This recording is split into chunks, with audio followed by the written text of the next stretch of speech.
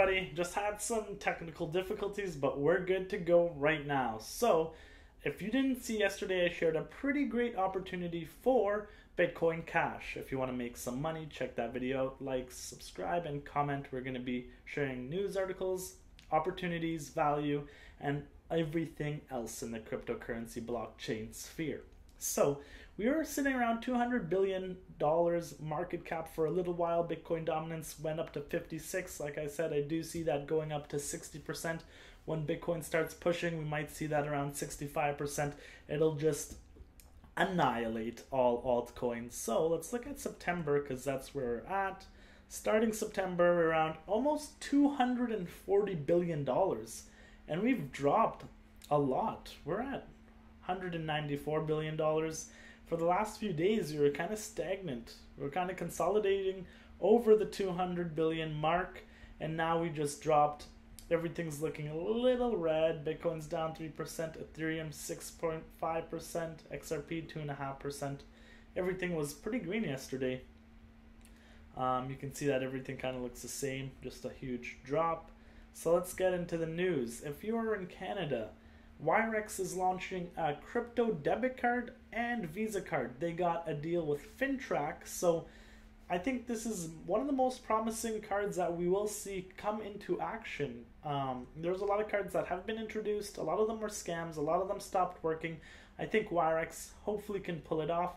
So if you're in Canada, you want to start spending your cryptocurrency, then you can use Wirex. I don't recommend you spend your cryptocurrency because we're so low right now, unless you bought it way back then, but still, just hodl that stuff and put it in a wallet and leave it there. So you can see Wirex was awarded a FinTrack and money service business registration to operate in Canada. Pretty cool stuff. We touched on Coinbase as well last time. They opened an office in New York City, and they're hiring 100 Wall Street traders or crypto people to push and to work in their office. So let's look at Coinbase, and we'll see how much jobs they're offering. Look at this: UK, Tokyo, San Francisco. Look at all the jobs, customer support.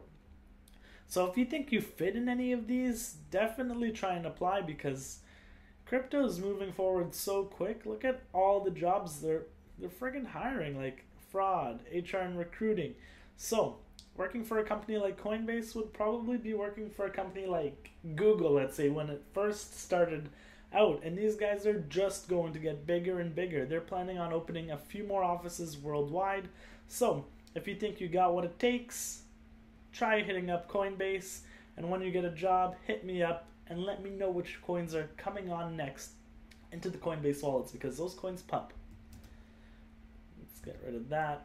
Also, breaking news, Ripple hints cryptocurrency product will go live next month. They're talking about xRapid.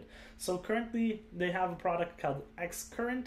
They're working with businesses like American Express, MoneyGram, and Western Union.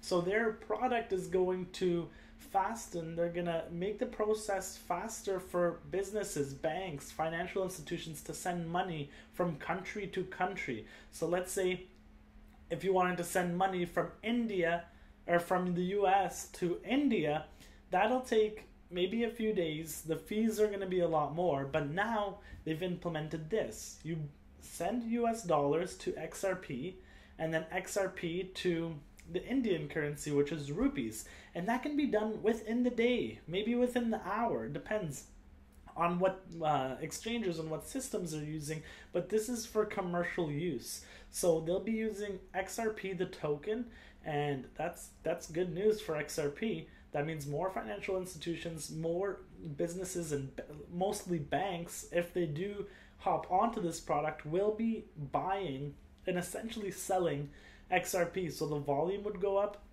interest would go up, and hopefully the price would go up, because then it's actually being used for something really great. So that's good news on XRP's part.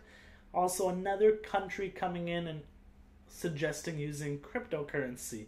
So the finance minister of Zimbabwe, they've put a cryptocurrency team together, because in Zimbabwe, you're not allowed to withdraw X amount of money. So people are not willing to deposit their money into the bank, because then they're going to have a trouble taking it out. So more people in Zimbabwe are going towards cryptocurrencies. So if they can make a cryptocurrency and let the people of Zimbabwe kind of use it more freely than what they're doing with their cash, this will probably be a great solution. Iran is making a cryptocurrency because of the sanctions placed on them from the US.